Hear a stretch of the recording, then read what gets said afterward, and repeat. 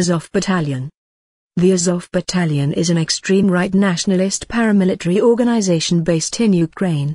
Founded in 2014, the group promotes Ukrainian nationalism and neo-Nazism through its national militia paramilitary organization and national core political wing. It is notable for its recruitment of far-right foreign fighters from the US and Europe, as well as its extensive transnational ties with other far-right organizations. In 2022, the group came to prominence again for fighting against Russian forces in Kyiv, Kharkiv, and Mariupol. The Azov Battalion formed in March 2014 as a volunteer brigade to fight Russian-backed separatists in Donetsk and Luhansk. The battalion's origins lie in the extreme right Patriot of Ukraine militant organization. In 2005, Andriy Bieletsky created the Kharkiv-based Patriot of Ukraine, PU, to champion white nationalist, anti-immigrant extreme right ideas in Ukraine. In November 2008, Bieletsky created the umbrella Social Nationalist Assembly, SNA, movement. The movement was a derivative of the earlier political party Social National Party of Ukraine, SNPU, which later became known as 𝗧𝗿𝗶𝗁𝗱𝗏. The SNA contained members from a collection of nationalist and extreme right groups in Ukraine which promoted a neo-Nazi ideology. The PU became the de facto armed wing of the SNA.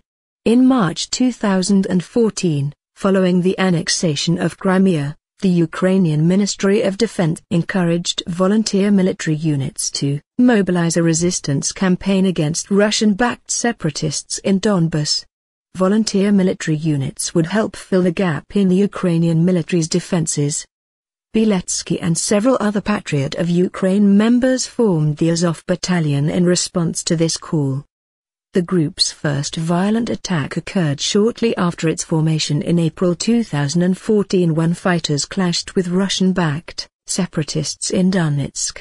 In June 2014, the group gained international notoriety when it helped recapture the southeastern city of Mariupol. Russian-backed forces.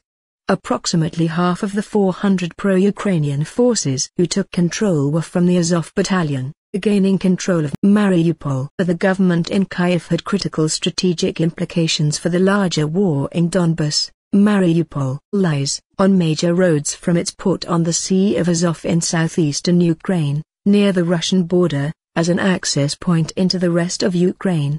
Azov's role in retaking and holding Mariupol from the separatist forces was the group's first significant victory, and earned it international credibility. During the battle for Mariupol, the group came to attention for its neo-Nazi iconography on their battlefield, including the battalion patch, which featured a wolf's angel symbol. The wolf's angel is a historical symbol of independence that was later co-opted by the German Nazi Party. Originally, Bieletsky's PU proclaimed the symbol was actually an amalgamation of the letters I and N, the idea of the nation, representing the organization's nationalist beliefs. However, the symbol is widely associated with the modern far right.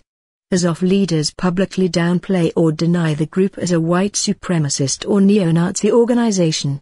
The Azov Battalion denies the symbol's far-right associations and invokes the reasoning as the PU. However, the wolf's angel is far from Azov's only allusion to Nazi ideology. Bieletsky once stated in 2010 that it was Ukraine's national mission to lead the white races of the world in a final crusade against Semite-led untermenschen, subhumans. Furthermore, interviews with members of the battalion openly espouse neo-Nazi and white supremacist views. Many fighters hold an aspirational belief of marching on Kyiv once the war is over, and that Ukraine needs a strong dictator to come to power who could shed plenty of blood but unite the nation in their process. After months of fighting in 2014, the Azov Battalion cemented its status as a core defense unit. On September 17, 2014, Ukraine designated the Azov Battalion regiment status. This gave it official recognition as an auxiliary security force. In October 2014, Bieletsky left the group to participate in politics. he used his unit's victory in Mariupol to launch a successful political campaign. 𝗏𝗍𝗃 was elected to Ukrainian parliament as an independent in November 2014, and remained a member until 2019. On November 12, 2014, Ukraine designated the Azov Battalion Special Purpose Regiment status and formally integrated it into the National Guard. In December 2014, the Patriot of Ukraine formally disbanded and remaining members integrated into the Azov Battalion. Early on, the Azov Battalion was able to fund itself due to patronage support from Interior Minister of Ukraine, 𝗧𝗿𝗱𝗶𝗁𝗱𝗏. The Azov Battalion was incorporated into the Ukrainian National Guard while 𝗲𝗱𝗱𝗶𝗁𝗱𝗏 was the Interior Minister. A direct relationship between 𝗲𝗱𝗱𝗶𝗁𝗱 and 𝗏𝗍𝗃 predates the formation of Azov though. From 2005 to 2010 Patriot Ukraine, 𝗏𝗍𝗃's precursor to the Azov Battalion, was active in the city of Kharkiv, where 𝗲𝗱𝗃 was governor. During this time Patriot Ukraine coordinated closely with local police and authorities, particularly in monitoring migrants and raiding kiosks, whose owners were not loyal to 𝗲𝗱𝗃's government. 𝗏𝗍𝗃, first with Patriot Ukraine and subsequently with Azov, benefited from the patronage of 𝗲𝗱𝗃 for nearly a decade during 𝗲𝗱𝗃's time as governor and then as Minister of the Interior. As the Azov Battalion continued to grow, it pursued international relationships and recruitment of foreign fighters. The group was initially composed of half Eastern Ukrainians and half foreign fighters from Sweden, Spain, Italy, Canada, France, and Russia. The group later recruited from Belarus, Germany, and possibly the United States. The Saturn Center reported that between 2014 to 2019 approximately 50,000 people from 17 countries, including the United States, traveled to fight in Ukraine, although it is hard to determine how many specifically fought with Azov. Foreign fighters also reported traveling to Ukraine to join the group due to their attraction to the group's white ethno-nationalist views. The group's ability to inspire and recruit foreign fighters has contributed to Ukraine's reputation as a bastion for the far right.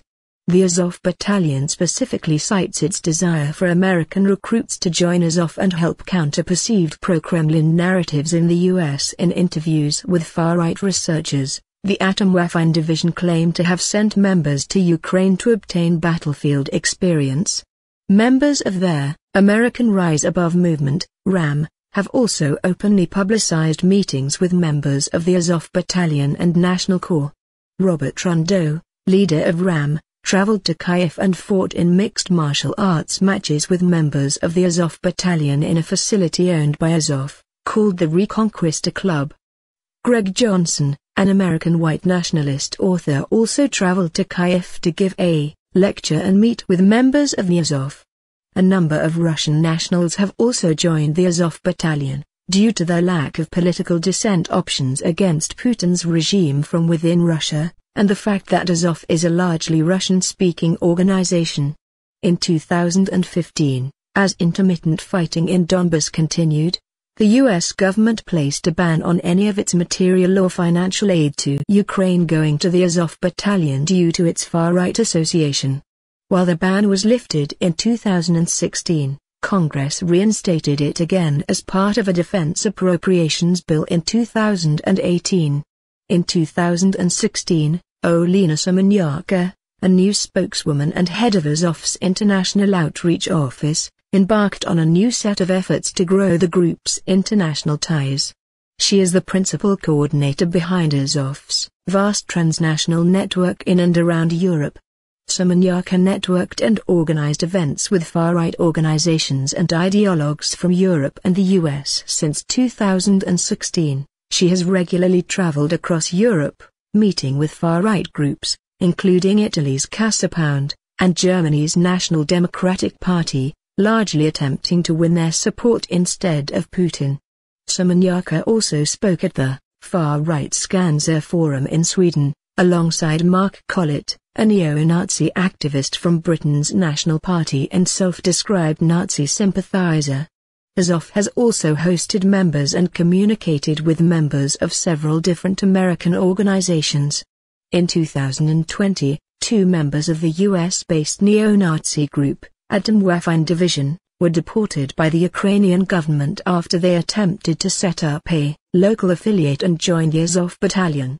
In 2016, 𝗧𝗿𝗶𝗁𝗱𝗄 partially returned to the Azov Battalion to found a far-right ultranationalist political wing called the National Corps. As part of this political wing's creation, he toned down some of his political rhetoric and white supremacist views. 𝗍𝗆𝗱𝗻𝗋𝗃 became actively involved in the National Corps leadership. In 2017, Azov created an umbrella organization with other far-right groups to boost the National Corps' presence in elections. Described as a nationalist hate group by the U.S. government, National Corps barely registered in the national polls in 2019 and failed to meet the 5% threshold to obtain parliamentary seats. In 2018, the National Corps was estimated to have less than 20,000 members, and ran on a platform of re-establishing Ukraine as a nuclear power, and opposing European institutions. The National Corps also supports Azov's international recruitment, providing housing and logistical support to arriving foreign volunteers. It is difficult to know exactly how many foreign fighters have joined the Azov Battalion. A report by the Counter-Extremism Project estimates that foreign fighters with ties to right-wing extremism number in the hundreds, and cites the Azov Battalion as the key organization at the center of this recruitment. In 2017, the organization created a new street-wing faction known as the National Druzina or National Militia. The National Militia patrolled neighborhoods in small groups to, ostensibly promote law and order. It also harassed public officials and clashed with police in January 2018. The National Militia conducted attacks against Roma and other minority targets. In February 2018, the National Militia formally announced its existence during a public assembly and torchlit march of 600 followers in Kiev. During the march, members swore allegiance to Andriy Bieletsky and their Azov Battalion. In 2019, Ukraine's Central Election Commission granted the National Militia permission to officially monitor the presidential election. Although the commission specified the group was not permitted to use force, members openly stated they were willing to take matters into their own hands to stop election fraud. Members of the Azov Battalion, the National Corps, and the National Militia appear to flow between the three branches. Since the creation of all three groups, the Azov Battalion, the National Corps, and the National Militia, collectively they are often referred to as the Azov movement. In February 2022, the group came to prominence again during the Russian military buildup on the border with Ukraine. When Vladimir Putin announced the invasion of Ukraine, calling it a special military operation to demilitarize and denazify Ukraine, the Azov Battalion was thought to be one of the organizations he referred to. In response to the Russian invasion though, far-right militia leaders across Europe are posting declarations to join the fight against Russia. Members of the Azov Battalion see the invasion as an opportunity to raise their profile, and gain increased political influence. 𝗍𝗆𝗱𝗻𝗋𝗃, spokeswoman for Azov, referenced Azov's role in Ukraine as an opportunity to play a big role in Ukraine's future politics. Prior to the invasion, Azov ran training for civilians in Mariupol, including medical care, survival and evacuation, and weapons training. In Kyiv, roughly 350 attended a paramilitary training event run by Azov. Azov leadership has been using the threat from the Russian military as a recruitment tool, amplifying their online recruitment resources. On February 24, Russian forces began to lay siege to the city of Mariupol. Azov fighters took up arms yet again and were one of the central defense forces in the city. Reporters also noted Azov regiments fighting against Russian forces in Kyiv and Kharkiv. In early March 2022, President Zelensky of Ukraine again announced the formation of an international legion to facilitate the arrival of pro-Ukrainian foreign fighters. In a similar call to 2014, the Ukrainian government once again encouraged territorial defense forces to mobilize and help resist the Russian invasion. As of March 6, 2022, Approximately 16,000 international volunteers have estimated to have signed up, although it is difficult to estimate the number specifically joining Azov and its affiliates. Ideology and goals. Azov's founder, Andrei Bieletsky, stated it was Ukraine's mission to lead the white races of the world in a final crusade against Semite-led subhumans. Bieletsky's group, Patriot Ukraine, precursor to the Azov Battalion, was characterized as a neo-Nazi and ultra-nationalist organization, and Patriot Ukraine was assimilated into Azov in 2014. Members and leaders of the Azov Battalion later denied its neo-Nazi ties despite members having swastika tattoos and patches with extreme right insignia. Olena Semeniaka, spokeswoman and head of Azov's International Outreach Office, has articulated a vision in which Azov takes over Ukraine. In remarks to the Nordic Resistance movement, Semeniaka said, "We are on the march to power and we will either have to get there by parliament or by other means." In interviews with The Guardian in 2014, members of the Azov Battalion openly commented on aspirational beliefs of marching on Kyiv when the fighting with Russian forces and separatists was over. The same interviews revealed a common view amongst Azov's members that Ukraine needs a strong dictator to come to power who could shed plenty of blood but unite the nation in the process. An instructor at an Azov-run summer camp for Ukrainian children stated that only nationalists can give something to this country, not Democrats, not liberals. Azov's political ambitions are slow and steady. Characterized as metapolitics, Azov pursues a political strategy centered around gradually shifting the mainstream closer to themselves to capture cultural power as a precondition for the capture of political power. Semeniaka has referred to this strategy in her public remarks, stating that Azov's strategy is to build cultural hegemony as a means to building political hegemony. The National Core Platform champions a natiocracy political system, which champions nationalism as a state's defining purpose. The wing supports a number of far-right and ultranationalist political positions as well as support for Ukraine reacquiring nuclear weapons.